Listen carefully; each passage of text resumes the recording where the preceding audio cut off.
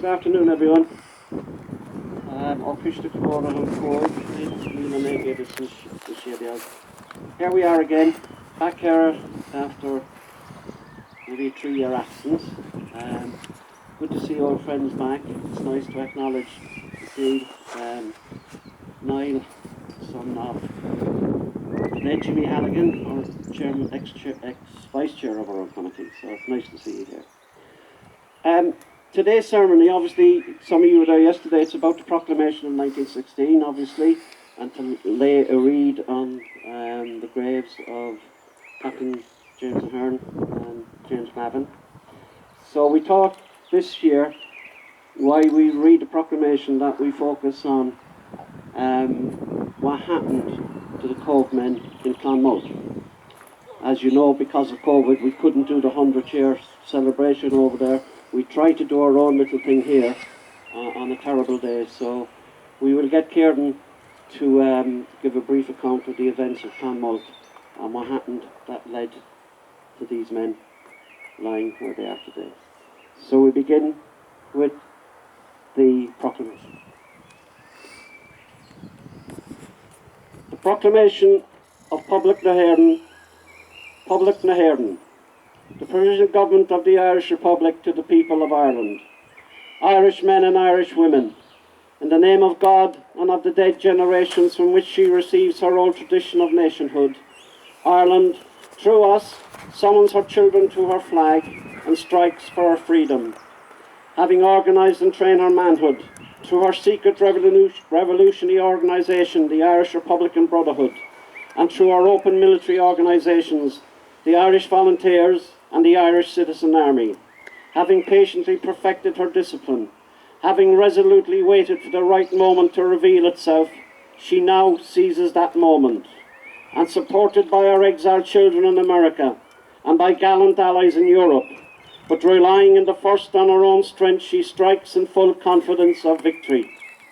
We declare the right of the people of Ireland to the ownership of Ireland, and to the unfettered control of Irish destinies to be sovereign and indefeasible.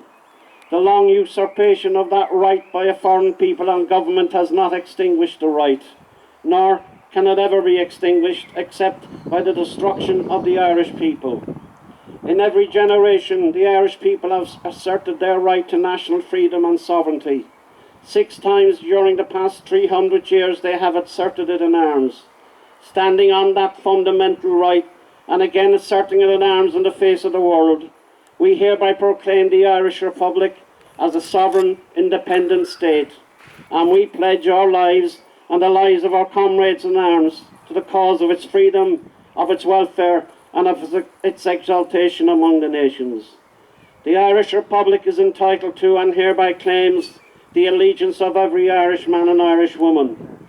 The Republic guarantees religious and civil liberty, equal rights and equal opportunities to all its citizens, and declares its resolve to pursue the happiness and prosperity of the whole nation and of all its parts, cherishing all the children of the nation equally, and oblivious of the differences carefully fostered by an alien government which have divided a minority from the majority in the past, until our arms have brought the opportune moment for the establishment of a permanent national government representative of the whole people of Ireland and elected by the suffrages of all her men and women. The provisional government hereby constituted will administer the civil administration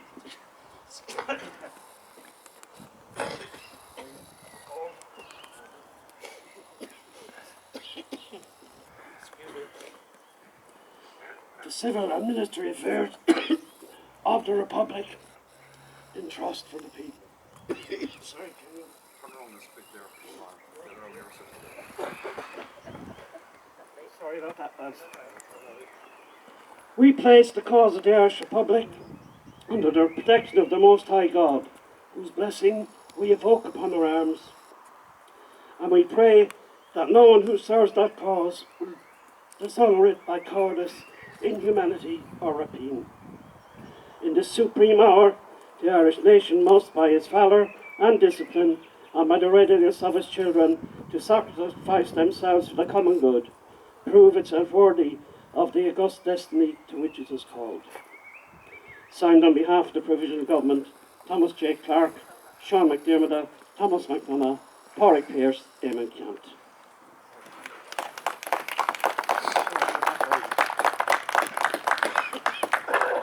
Okay. Social distances, are you alright? No, it's just a call. Now, can we move on, please, and we ask Brian Ahern to lay the reed.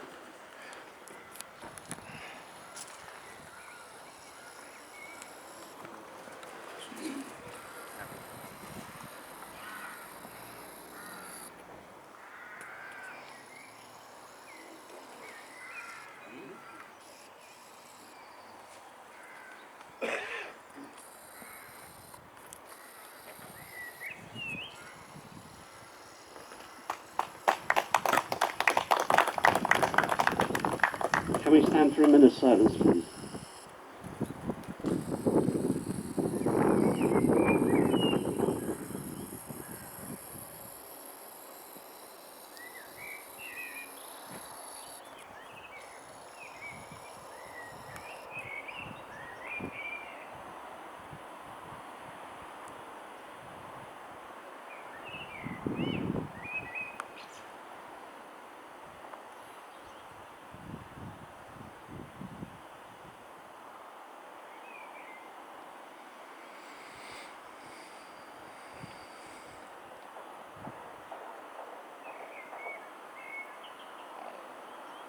Thank you.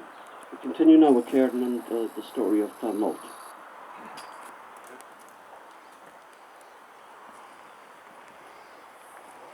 Okay. So the following account was written by Mr. Ahern, sister of Captain James Ahern, and this document is at the National or the County Archives, Blackpool and Cork. Clonmalt, 1921. Tonight we man the Bairn of Whale in Aaron's cause, Cobh or Whale. Mid cannons roar and rifles peal, we'll chant a soldier's song. Thus sang a handful of young Irish patriots on a fateful Sunday afternoon, February 1921, in a lonely farmhouse at Clonmalt, County Cork. When surrounded by overwhelming British forces, the last round of ammunition spent, the roof blazing over their heads, they made the supreme sacrifice for their country. Sunday, February the 20th, 1921 was a strangely dark, dismal, depressing day. Such a day on which one has a feeling of foreboding that some great tragedy is about to happen. And so it did. A portion of the 4th Battalion 1st Cork Brigade IRA had been in occupation of a disused farmhouse in a lonely position not far from the village of Clonmalt, County Cork, since January previous.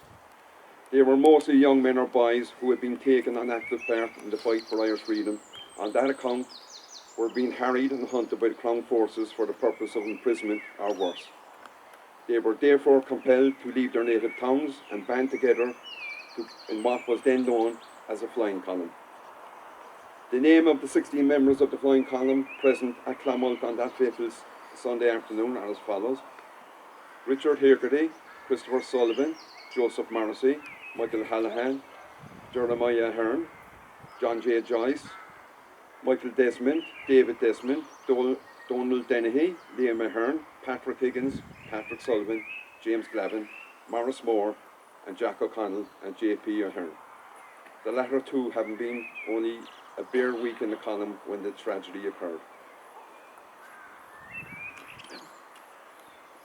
The OC Commandant Dermot Hurley was absent, having gone to that morning with a few members of the column to another part of the county to make arrangements for a military ambush. It was decided that those left behind were to pack up and follow later in the day. Alas, they met a cruel and terrible, and instead fighting against numerically superior forces that included the hateful Black and Tans. Earlier that afternoon, the British military lorries unexpectedly arrived, and the soldiers at once took up strategic positions around the house that sheltered the IRA, who were taken completely by surprise, not having a sentry on duty. The IRA barricaded themselves in as well as they could and fought like heroes for hours, keeping the Crown forces at bay. The latter finding themselves unable to overcome the resistance of such a determined little garrison, sent to Middleton for reinforcements, which soon arrived in the shape of the famous or infamous Black and Tans. Even after their arrival, our heroes continued to fight until the last round of ammunition was spent and the thatched roof of the house set ablaze over their heads. The firing of the roof was the diabolical idea of the Black and Tans and their only hope of bringing about a speedy surrender. Faced with the alternative of being burnt alive, the IRA decided to evacuate the house, but before emerging, like the good Catholics they were, one and all knelt down and recited an act of contrition. That finished, they stood up and then the very face of death sang the soldier's song. Their swan song it proved to be indeed. This fact was communicated to the writer by one of the IRA who was taken that day, wounded and later executed at Cobh military barracks. In all civilized countries, soldiers who were compelled to surrender to a more powerful foe are treated as prisoners of war. But as soon as those unfortunates left the blazing house, they were set upon by those fiends in human shape, the Black and Tans, and done to death in the most brutal manner. Their mutilated bodies, seen by the writer a few days later as they lay in an outhouse in the military barracks, bore vivid testimony to the fact. It was about 5 p.m. and getting dark when the firing ceased, and the Crown forces prepared to leave the scene of slaughter, taking with them a badly few wounded prisoners, leaving 12 dead strewn on the ground in front of the blazing house. Incidentally, they lay there until the following morning when the British returned with an empty lorry for the removal of the Cobh barracks. Before leaving on Sunday evening, the British have warned the people of Clonmel village that if they found that any of the dead had been removed, when they returned, they would burn the entire village to the ground. Shortly after the military had left, a priest arrived, accompanied by a large number of men and women from Clonmel and Dungorney, and set to work immediately, administering the conditional absolution and extreme unction. Only one or two, the priest said, had a spark of life left. The good people who accompanied the priest washed and bandaged the bodies and put for this work of mercy. They would have been much more harrowing and pitiable sight when seen by the sisters and mothers after the removal to Cobh barracks. Nearly all had a handful of wounds that vividly testified to the savage manner in which they had been done to death. The bodies of James Glavin, Cobh, was so mutilated that it had to be sewn into the canvas, while that of James Ahern, also Cobh, Captain of the Company 4th Battalion, showed that he had been riddled with bullets, his clothing a large strip of sheeting with which he had to be bandaged and being saturated with his blood.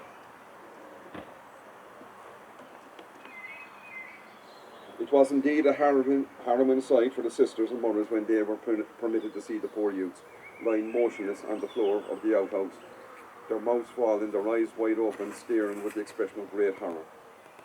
After a court of inquiry had been held by the British authorities at the barracks, the bodies were handed over to the relatives for burial. All, with the exception of James Ahern and James Glavin, were buried at Middleton. The latter were taken to the near Cobh, where they lie at the Old Church Cemetery.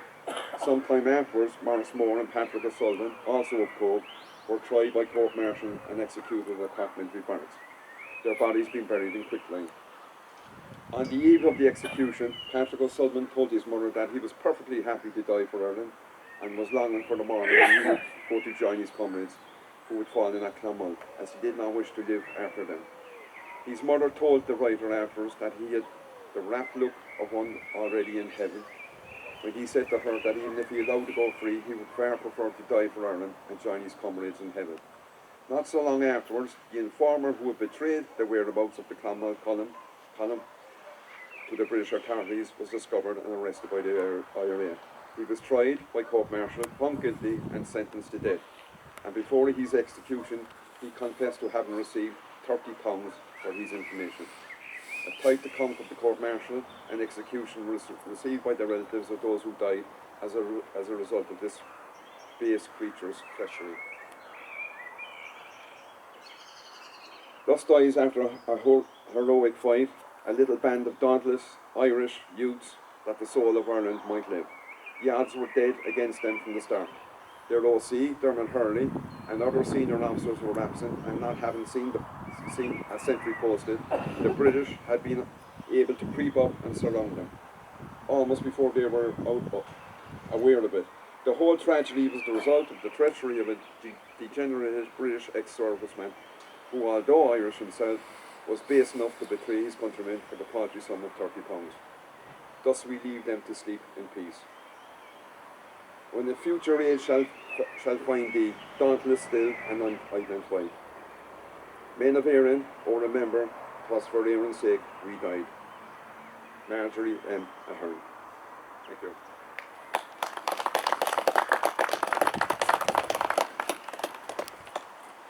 Now, ladies and gentlemen, I want to talk just briefly about why we are here. We're here every Easter, and we all come here to visit the graves of the two brave volunteers we just spoke about. But unfortunately, this plot is here now for some time, since 1921, and the monument behind us is only here since 1948. And the people of Cobh fundraised and brought this about. There was a committee set up. There was a number of committees over the years set up for the provision of this monument. Originally, there was a wooden Celtic cross here, and that remained here until 1946. But by 1948, the people of Cobh had fundraised. There was a massive raffle took place in that year in Cobh. A lot of the business people rallied behind it, and they got sufficient funds to put in place this monument. But it's here for a very long time, and as you can see, it's in need of repair. The last time there was some serious work done to this monument was about 10 years ago, when the late Jimmy Hannigan and his brother Dan, they repaired a lot of the curbing, and they also worked on some subsidence that was happening place in the plot itself just in front of the stone. But the serious work has yet to be done. As you can see, a lot of the writing is kind of blocked out. It's all worn. It needs to be repaired, and that takes some serious work because there's a lot of engraving, and you can see it's all Celtic design. So we need a lot of fundraising, not just for this, but for all the monuments in Cobh. We have a great garden now in Westview, Garden of Remembrance. Town Council provided the land for that, the old RIC barracks. That's now in place. That's a work in progress, but it's nearly there. This one, however, needs a bit of work. And I and the committee here would like people to come on board. Just give a bit of time towards fundraising. There was another committee back in 1971 in place for the grave of volunteer Danny O'Halloran on Carriglow Hill. And there was a cross put up there, and there's a bit of work done, but that also needs work. We also have another monument on the Tay Road where the volunteers gathered in 1916 on Easter Saturday, by the council side. So we need people like yourselves, of a like mind, Republican mind, to put this work in. And it won't be a great deal of work. We just want a committee that can meet once every few weeks, get this together, and by next Easter we'll have a proper parade in the town where we can get the whole town people behind us. But that takes time. It's no good doing this 1 or 2 days before Easter every year and put a notice on Facebook and ask people to come out. We need to do a serious effort. We need to pay proper respect to these men and all the Republican volunteers over the years that put their work in. And every Easter we can say with pride, we're doing this, we've done this work, and we'll have the townspeople behind us. Because in 1948, no one could get in the gates of the cemetery. There was thousands of people present. Republicans from all over County Cork were here. Terence McSweeney's sister, Mary McSweeney, unveiled that. She was here, and she brought thousands with her. And thousands of people marched. There's photographs of this in town. You will see the parade leaving, coming up East Beach, and every shop and business premises in Cobh had tricolours flying, green bunting. Everyone was wearing Easter lilies because they took pride in what these men did. And we can bring that about again if we put the effort in. But there's no point in just 1 or 2 of us here just before Easter every year and putting a notice on Facebook and said there's an Easter commemoration, because no one knows about it. We need to put a serious effort in. We need to get the public behind us. But we also need to do the work here, and unfortunately that costs money. So there's a bit of fundraising involved. We need a committee, people to come forward with ideas how we could do this and put a bit of work in. And hopefully we can bring that to fruition by next year. Okay? So anyone who's interested, you might step forward after us and just have a chat and we can come together, okay? Thank you.